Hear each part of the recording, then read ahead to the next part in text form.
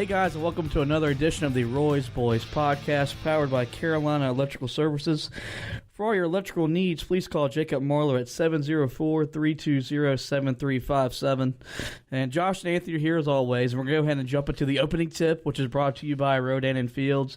For all your skincare needs, call Joey Marlowe at 803-804-0200. Got a lot of fun stuff in this segment today. First off, Anthony, Carolina has 10 true road wins, which is the most of all the teams in the Power 6 conferences in college basketball. So they're not undefeated on the road, but their 10 road wins do lead the Power 6 in that area. We moved up to number 3 in the AP poll today, our highest ranking since we were number 5 the year we won the national championship, and that was in November of that year, which also means with Duke being number 4, it'll be a top 5 matchup this coming Saturday against the Blue Devils. The last time there was a top 5 matchup in Chapel Hill, Duke unfortunately won the game, but that was well over a decade ago, so first time in a while we've had that. Yesterday, Cam Johnson turned 23. Happy late birthday to Cam. 13 years ago today, Carolina upset number 1 Duke on J.J. Redick's senior night, where our 4 freshmen outscored their 4 seniors 55-51. Funny how the tides turn now, where Carolina's the older team and Duke's the younger team more often than not. And then also 11 years ago today was the game where Hansborough had his nose broke by Gerald Henderson, and a game that Carolina won in the Smith Center that wrapped up the number 1 seed in the ACC. And then lastly, College game day will be in Chapel Hill on Saturday, of course, for the Duke game. They'll be in the Smith Center from 11 to 12, and then, of course, with the game tipping off at 6. Whoa, we got to talk about something here, okay?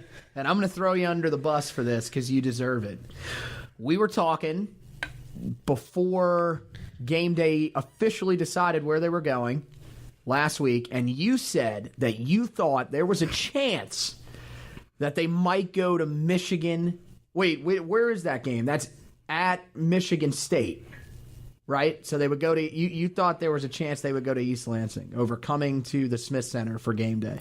Let's go ahead and talk about the Clemson game. Yeah, let's take a minute to admire that. That's hilarious. Come on, really? You actually think that they, and especially this year, with the person that will be on the other sideline that they pretty much roll out the cameras for anytime. I mean, they're going to have a camera on him the entire time, whether he plays or not. Maybe they were going to do it just in spite of Zion's dramatic return from That's hilarious. A not serious knee injury that's taken 3 weeks to recover from. Hey, watch it. That is a serious injury, okay? You should never joke about stuff like that. We all have our moments where we're not our brightest. That was one of mine. It's been a while since I've had a not bright moment, but it was time to make up for one. Okay, since yesterday. But okay. So we'll talk about Clemson. Oh, wait. I did want to mention one other thing. 2 years ago today was actually the Ceiling is the Roof game. That's right. So that's a lot of big games that happened on this day for Carolina. All against Duke, ironically. Yes, exactly. So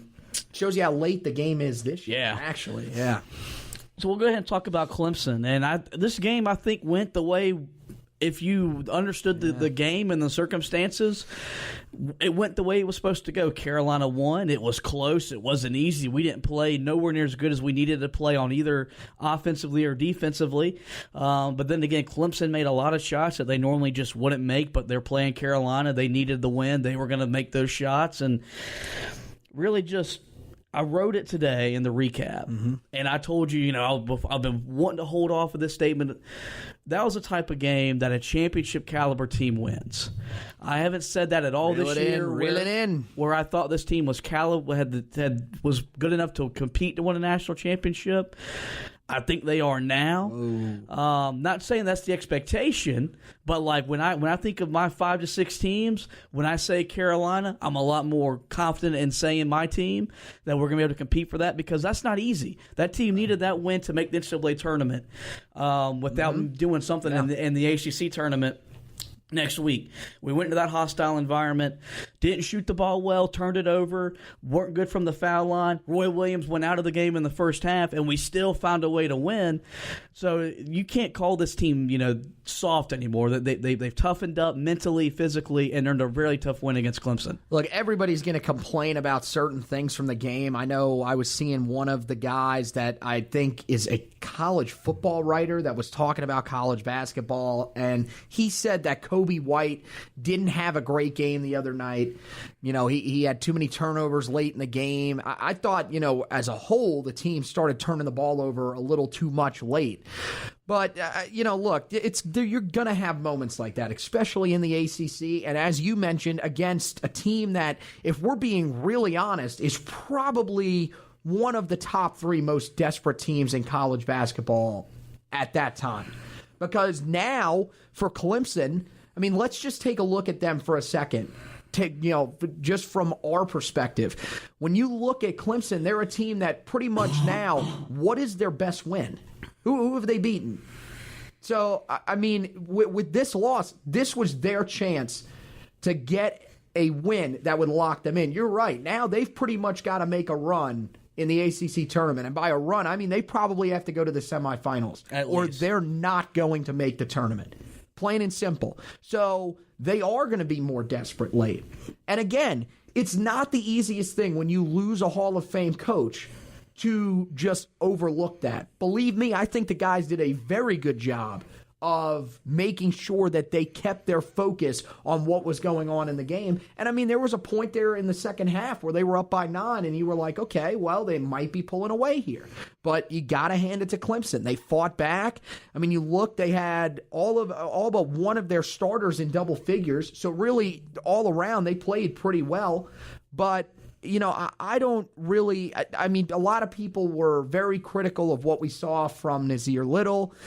Some people, I think, thought that, this team probably got lucky and that, we barely escaped. How many times have we said this? The ACC, sometimes in the ACC, you have to get lucky. That's just how it is. It's the best conference in college basketball for a reason. And I'm going to tell you right now, if it takes luck to win a game like that, I'll take some luck. Yeah, throughout the course of the year in non-conference play, conference play in March, you had luck plays a part of it. Mm-hmm. I know there was a lot of griping about the no foul call at the end of the situation. Okay, well, first you had to call the travel that led he traveled. To he took the 3 steps. Yep. He was jumping into our guy, so he's initiating the contact. And also, do you want the referees blowing the whistle? And that we always said we don't want refs determining the outcome of the games. We say that all the time, whether it's in football, basketball, baseball, soccer. We don't want the refs determining. We want players to make plays.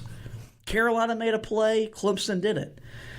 That was what I thought. Not just because I'm a Carolina fan. I've always thought, when you get in that kind of situation, let the players dictate the way the game goes. That's what happened. I thought there was definitely enough contact. But my thing was, I pointed it out to you, and I said, if you go back and watch it, he picks up the ball, takes 1 step with the left foot first, then the right foot, and then kind of drags both feet along the floor before the contact is made, in my opinion. Yeah, no, it's close. It was a walk. But if we're being really honest here, if he doesn't walk there, is that enough contact to draw a foul? Put yourself in the shoes. Let's say that's Kobe White that's driving down there. Would you want a foul call?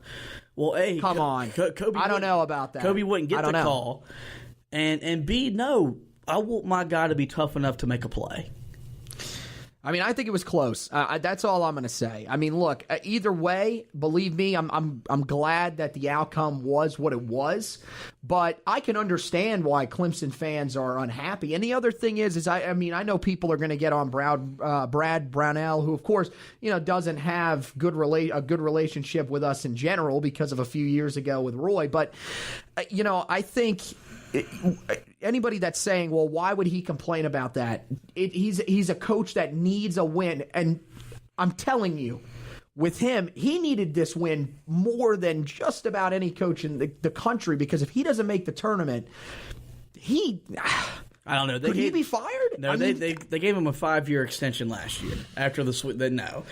And this is a huge letdown. This team was expected to be probably a 5 or 6 seed in the tournament this year. They started the season ranked. It's also Clemson. Like, let's be honest, they've started spring practice. They don't care. Yeah, they took a break to come and watch the game against us, and now they're back. So yeah, you're right about that. Yeah, I'll give you that. I just thought all the way around, we shot 41%. We didn't dominate them on the glass, only 39 to 30. We didn't take our best game down there. Oh no, I don't think we did either. And still found a way to win. And I think that's something. I remember after the Notre Dame win, where it was like we finally won a game ugly. Well, I'm looking at this streak of games. Syracuse wasn't pretty. Duke, you take away the inside game. We didn't shoot the ball well there. No. We've won a lot of games not playing great.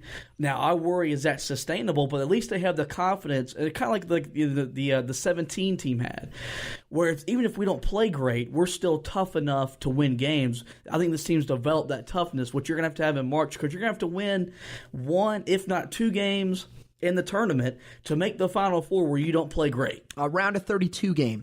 Whenever we make national championship runs, that seems to be the game that always trips us up. Whoever that 7 seed or 8 seed is going to be. This team has definitely answered the question about that. They can win games where they don't shoot the ball well, and they can also win games defensively. Now, their defense wasn't great against Clemson, 48% shooting for the Tigers, but then again, also, how much was that Clemson making shots? Yeah, part of it was just they were making plays. So... man. It's just been really fun watching this team grow through the course of the year, where we were worried, well, they can't compete inside. They're the best rebounding team in the league. Well, they can't win if they don't shoot the 3 ball well. Well, they won in Duke shooting 2 of 20 from 3. So, this team has just shown they have different ways to win, which you got to have, especially this time of year. And so we'll see how Clemson fares. Like I said, I think they got to win at least 2 games in Charlotte next week to still be on the bubble line. I want as many ACC teams in the tournament as we can get, but also I want teams that deserve. And if they don't deserve it, give me a mid-major. I'm not taking a loss in order to get them in. Yeah, exactly. I'm all right. I'm going to want to go after that 1 seed. But yeah, I looking at some of the other stats from this game, something that you're going to love, and I'll point this out anytime, by the way, just so that you can freak out, because I know this is something that you love.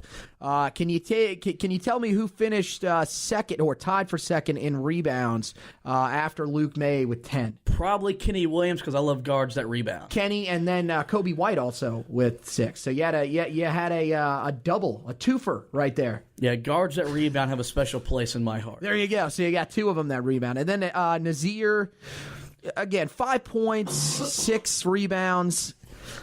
Look, he shot 1 of 7 from the field, and a lot of people are getting really angry about that. And I had this one guy the other night that told me that he's not even a guy that should be drafted this year if he was to come out. I just don't get it. Like, do people not realize that freshmen are not always going to be the most consistent players, especially in Roy Williams' system? The thing with Nazir is we don't need him to be sensational every night. We need him to do something. He scored 5 points, brought down, what'd you say, 6 rebounds? Yes. He contributed to the cause. Exactly. Got to the free throw line 3 times. Now, the one thing that I guess I would kind of agree with some people on is the 3-point shooting. He took 3 of them the other night, and look, we know he's really struggled from 3. Exactly. That's my only gripe. So we didn't need him because Kobe brought his game. Mm-hmm. Cam was pretty good. Yeah, Cam with 19. Against Florida State, when the other guys didn't have it to begin with, he came off the bench and sparked the team. So he has the ability, if he needs to pick his level of play up when the starters aren't doing it, he can do that. And like I said, he's going to be the greatest X factor heading into the tournament, because how many teams are going to have an Nazir Little coming off the bench? Not many. Seriously. You're talking about a guy that is when he's on top of his game, is very similar to what Marvin Williams brought you back in 2005. Now, believe me, he's not the shooter that Marvin Williams was, so it's a little bit different. But he plays the same role, and when he's on, he brings that same energy. And I don't know about you. I wanted to ask you this.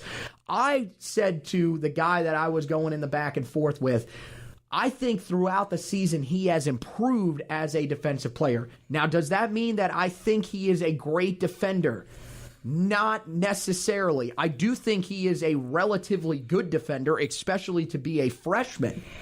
But the one thing that I said is he shows the willingness to defend. Do you think he's improved as a defender as the years gone along? Night and day. I mean, if Roy Williams said it, what would I be to disagree with the Hall of Famer?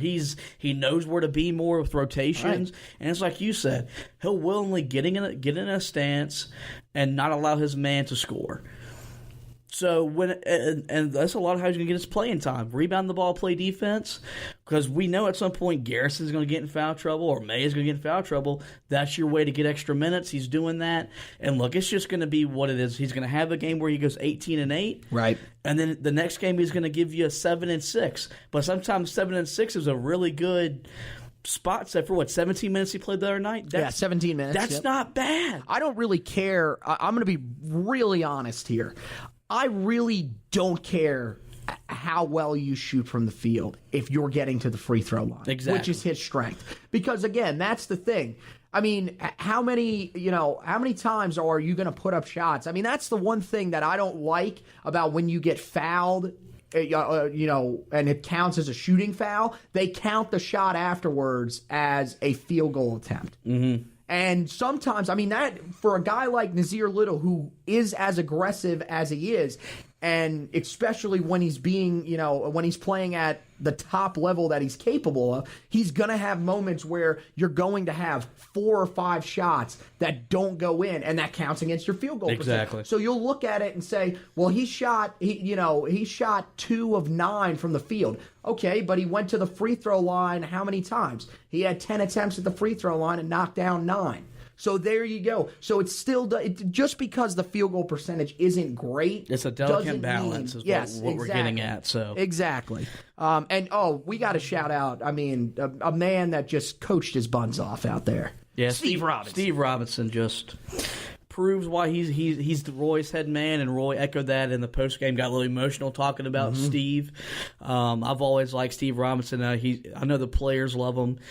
Did a really good job, I thought, the last couple of minutes, kind of calming everything down, getting some good plays coming out of timeouts, and we're lucky to have him because not many people can have what we have, which is a head coach that's your top assistant, which is what he is. He has head coach knowledge, ability, but he understands he's better as an assistant. And we lean on him to a lot. And he's going to be a really big development for the guys that, the younger guys on the staff, Hubert, Brad Frederick, Sean May. That's going to be their mentor just as much as Roy Williams is going to be. And those guys are going to be in line to one day take over the program, we all think, within the next decade. So we'll go ahead and move on to Boston College. The Eagles not having the kind of year they wanted to have, 14-14, 5-11 overall. I don't have a whole lot to say about this game other than this. Carolina has a chance to go undefeated in ACC play for the first time in a decade. They'd also get their 15th ACC win, which would be the most ever in the history of the program, ever. Michael Jordan's teams didn't do this. The 05, the 09, the 17 team didn't do that. This would be their 15th win in the ACC. It'd be the most in the history of the program. So there's a lot on the line playing against a team that's not very good, and which is why I think we worry about it being a trap game because you got Duke on Saturday and senior night, but you got some lofty goals that you can accomplish on Saturday or Tuesday in Chestnut Hill. That's why I think the team's going to come out, be focused, be ready to play. The Eagles have 2 guys. Kai Bowman can score as good as anybody in the country once he gets going. We've seen that. We saw it a couple years against Duke when he beat them. And against us, he's had some big-time games. And then Stephon Mitchell on the inside gives them 8 rebounds a night. So they have a quality guy that can hold his own against the boards. But overall, they don't have the talent, the depth that they had that's necessary to compete with Carolina. And it should be a fairly easy win for Carolina in Chestnut Hill. Yeah, I mean, you mentioned Kai Bowman as a guy that is, going to probably lead them in scoring in this game. I'd be willing to bet. Of course, everybody remembers him. He was the wide receiver that was committed to the football team and then, of course, goes to and commits to play basketball at Boston College. And, he's probably he's got to be one of the best all-around players in the conference because, I mean, this guy averages 19.2 a game, 7.6 rebounds, and 4 assists as well. So he's a good player. But you mentioned it. Outside of him, who else can really score consistently? I mean, they got a guy in Nick Popovich who averages 14.2 a game, and then they got 2 other guys that average over double digits. But you mentioned the other guy, Shelton Mitchell. That's who he played in the last game. Stephon Mitchell, no relation. He leads the team in rebounding with 7.8 a game, but he only averages 4.5 points per game inside. So they're not going to they're going to beat you from the outside. Yeah. Which could be a little bit of a concern because, we've seen some teams shoot very well from behind the arc. The good thing is, as a team, they shoot 32.5% from 3. Not a good three-point shooting team at all. Yeah, So, I mean, I'm kind of with you. I hate saying that because we've only said that we think there's a blowout in one other game this year. Or 2. Okay, I'll give us the Wake Forest one.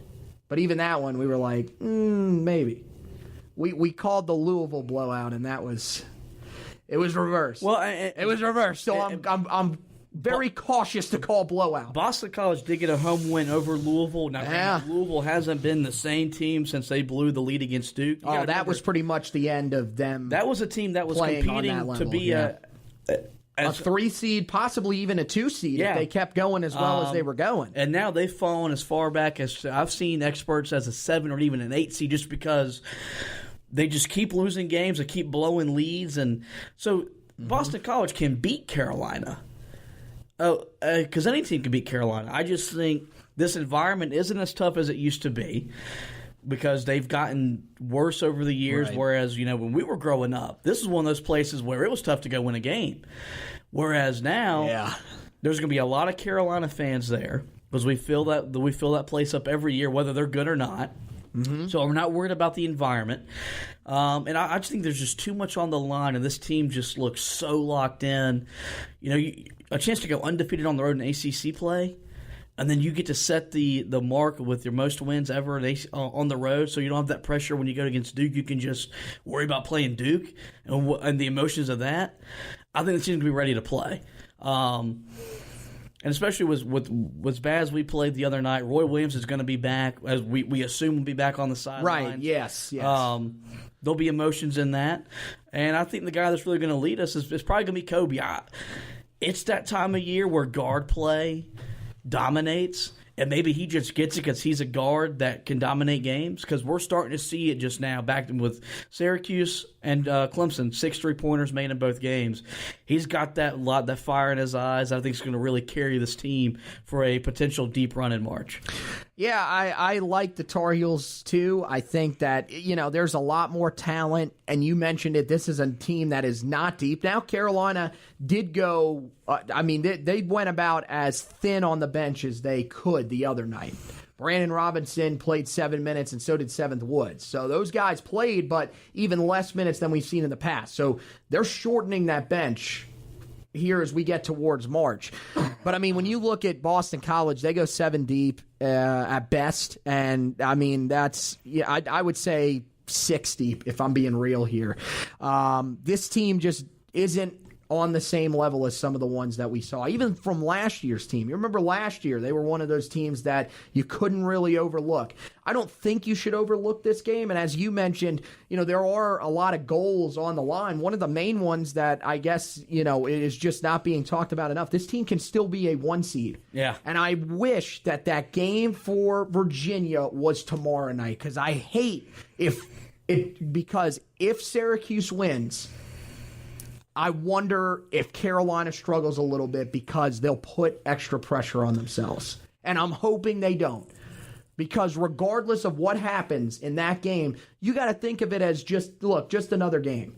At this point, it is. We talked to Adam Lucas, and he's right about it. The difference between a 2 and a 3 seed, probably not all that important, although I do think that when you look at some of the teams that you might have to play, I'd rather play a Louisville or NC State at the moment than play Virginia Tech or Syracuse, which I don't even, I mean, I don't know how the rest of that part of the conference shapes up right there. I don't know if anybody's locked into position, but I would rather play one of those two, Louisville or NC State, over the others. So I think there is a little bit of importance. But I think the difference between being a 2 seed and a 1 seed is even bigger. Yeah. Because then you wait until the final to play Duke or Virginia. So, and they're also playing. I believe if they win tomorrow and they beat Duke Saturday, they have a number 1 locked up in the NCAA tournament as well. Yeah, it's going to be pretty close. I mean, now with them being ranked number 3 in the country, I would say that it's probably got to be. I mean, look, Virginia, in my mind, is probably the Virginia's going to be a 1. Gonzaga's going to be a 1. Right. I'm saying Virginia's number 1 overall. Yeah, they will be the one that will pick where they want to go. And then I think the winner of Duke Carolina will get a 1 seed. Right. And then you're probably looking at whatever SEC team wins the SEC That's what I'm tournament saying. is probably getting the other one. And there are a lot of people that don't believe that. There are some people that think it should be 3 ACC teams. I saw a lot of that yesterday. I told you that the other night that I would. You did, and I saw it backed up by many. By many. Now, a lot of those are ACC talking heads, so it's a little. I wonder how a guy like John Rothstein or a guy like. I don't know what Jerry Palm. Joe Lunardi. I wonder how they see it, because from what I'm seeing, I do think that an SEC champion would deserve to be in there. I mean, I know. Look, Tennessee is one of those teams that you were on from the preseason, and you're going to be on until the tournament's over, because you said that they were a Final Four team. We do not have a bet on that, but we probably should have bet something on that, which I think is pretty justified. They're a good basketball team, and then same thing with Kentucky. Although I wonder what if Kentucky does win the SEC. I wonder if the status of Reed Travis will determine whether or not they have a 1 seed, which I think is unfair. Right. I think if they win out and win the SEC, they should be in. They should be. Yeah. I don't think, if I'm being really honest, I don't think that 3 ACC teams should be on the 1 line. It's going to be hard. The only way it happens is if Mississippi State, I think, were to win the SEC tournament. As long as Tennessee or Kentucky take care of the SEC tournament, there won't be. Now, right. Now, but that means whether it's Duke or Carolina, they'll be the number 1 2 seed. Like they'll be the highest seeded 2 seed of all the 2 seeds. Right, and they'll likely be going wherever Kentucky is. More than likely. More likely than not. Right. Or Tennessee, whichever SEC champion. For more appeal, because you have 2 blue bloods, so you want the potential Elite 8 matchup for ratings and all that other stuff. But we have a week before we even get to that.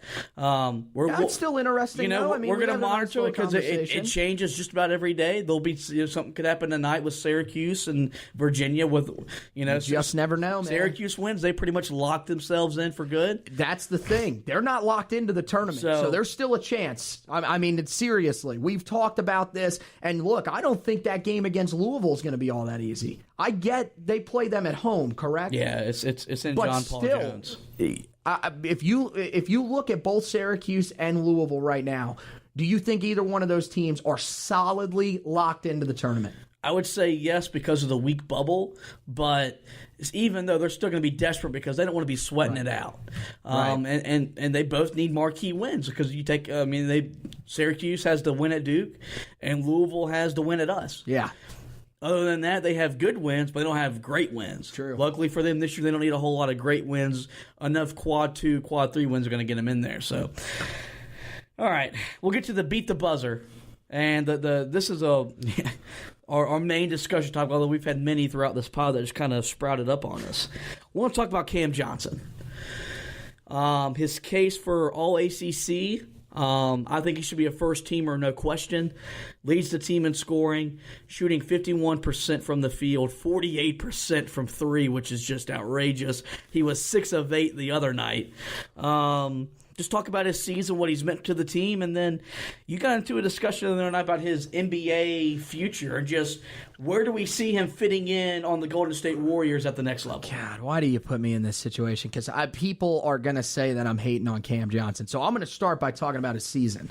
It's ridiculous. This guy is shooting about as good as you could hope to shoot from three. Remember a couple of years ago when we could not buy a three-pointer to save our lives? And now we got Cam Johnson, who the other night I was yelling at, two defenders on him, out near the paw. Shoot it! That was something. Shoot it! I mean, seriously, at this point, he is shooting so well from the field that anytime he has the ball in late-game situations, I'm pretty much just telling him, shoot the ball. Shoot it, son. Shoot the ball because you're shooting that well. And I think, and this will factor into the draft discussion, he really has developed himself as an all-around scorer at the college level. That's what I'll say. Because we've seen him be able to drive the basket a little bit more this year. We've seen him be successful at the mid-range because when he was at Pittsburgh, it was pretty much shoot the three. If you take a step inside, there's a chance you're not going to make it.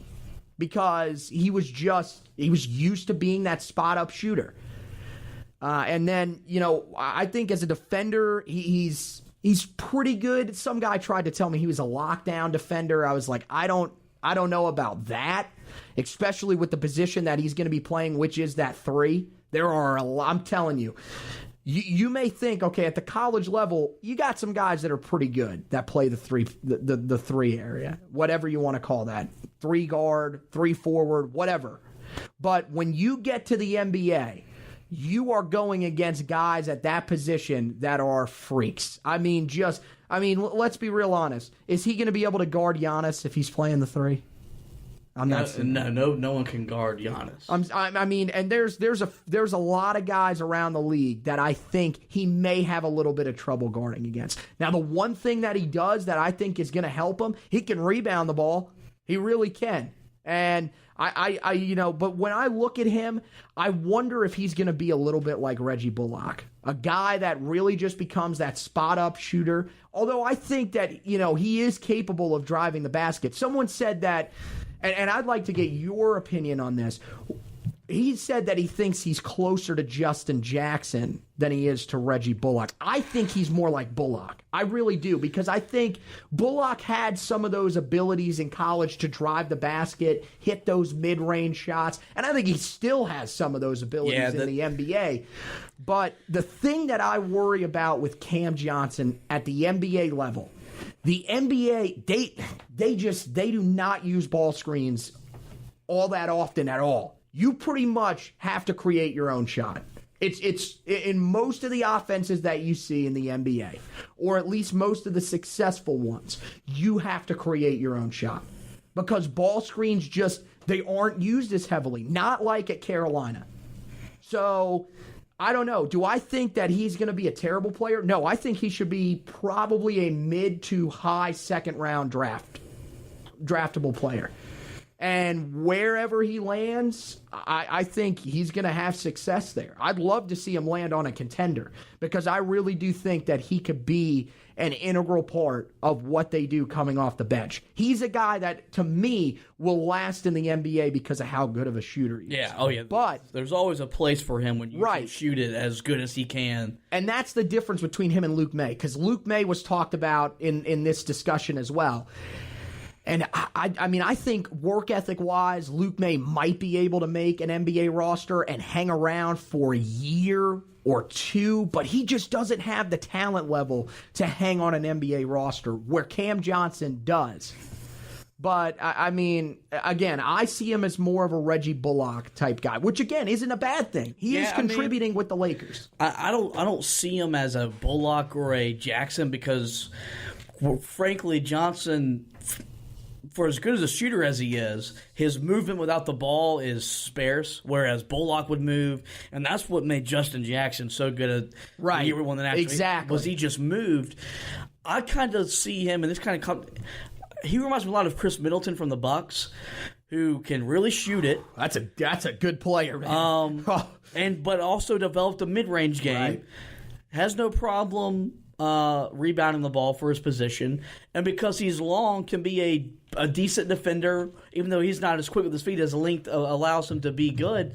So I think there's a spot for him, like you said. He'll probably be a really good San Antonio Spur. That sounds like a team that he could really be good for. Yeah. But I think his ACC year, like if Zion wasn't doing what Zion was doing, and Kyle Guy wasn't as good as he's been this year, he has a case to really be the ACC Player of the Year with his numbers. I think he's better than Kyle Guy. And I'm going to be honest with you. I don't think Kyle Guy is all that. He's good, but I don't get where people think that he is now the second best player in the conference. I don't see it, at least from when we've played. I don't. He made some good shots. I don't think so us. either. But remember the year, right? Yeah, Brogdon won the Player of the Year, and it should have been Bryce Johnson. It wasn't even a competition. Right. So, but I just think he's been that good. But you've had the emergence of Kobe.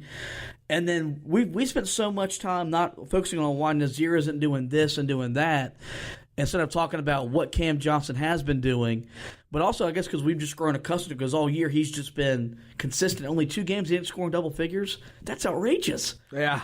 When you're a shooter. Like, he's not a scorer. He's developed into a scorer, but his reputation was he's a shooter. I mean, he had what?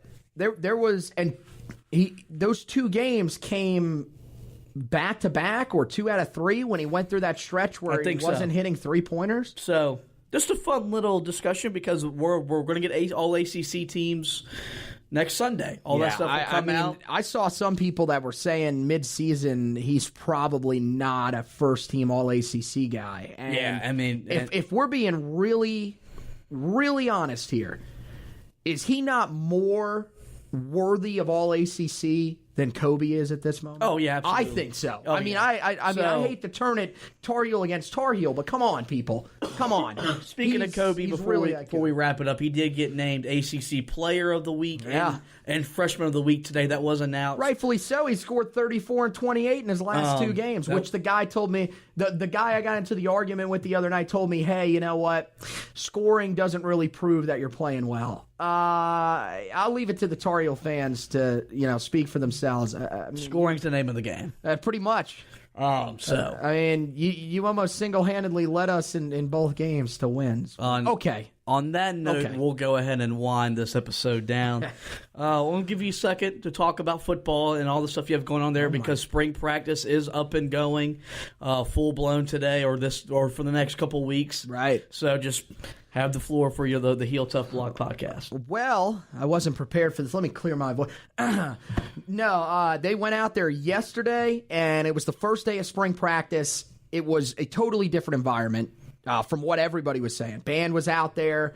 You could just see the excitement from the players. So off to a good start. Now they're off today. They're actually back in action tomorrow. And then we're going to talk to Lee Pace of GoHeels.com on the Heel Tough blog later on tomorrow. That'll be posted tomorrow night. And they're in the thick of things. They're going to go tomorrow, and then they'll go again on Friday. Then they take the break for spring, and they'll come back. Hopefully they'll have the outdoor field ready to go for them, and then from there they'll just kind of alternate, go through the practices as they would, I guess, in the regular season, because they're going to be practicing just about every day. And then, of course, they'll finish up with the spring game on April 13th. So we'll have you covered throughout all of spring camp. Believe me, we're all excited at the Heel Tough blog, so you guys can go and check out the Heel Tough blog. It's got its own website now, www.heeltoughblog.com. We also got the podcast tab in there, so you can go check out the podcast there. Or if you want to go to the websites that they're normally on, got it on Spreaker, iTunes, Google Podcast, TuneIn, everywhere. Anywhere that you find podcast, it's on and it's ready to go. So, but we got this focus right now here on basketball. Yeah. I mean, football, trust me, I'll be keeping an eye on it. I encourage you guys to keep an eye on it, but make sure you're checking out this blog and this podcast, because it's going to get pretty nuts over the next couple of weeks. You wait till these nerds right here fill out a bracket. Yeah, that's going to be unbelievable. Be a fun show. So Yeah, find the Roy Boys blog on Medium is the website, and of course I post it on Facebook and Twitter. The podcast, like Anthony said, Spreaker, iTunes, Spotify, you name it. iHeartRadio. We're pretty much there. And later this week we'll have full episodes just dedicated to the Duke game, with a full preview, recap, and some fun nuggets about that. So encourage you guys to check Chapel Hill in the rivalry, man. Exactly. Encourage you guys to check all that. I want to thank you guys for listening. Go Tar Heels.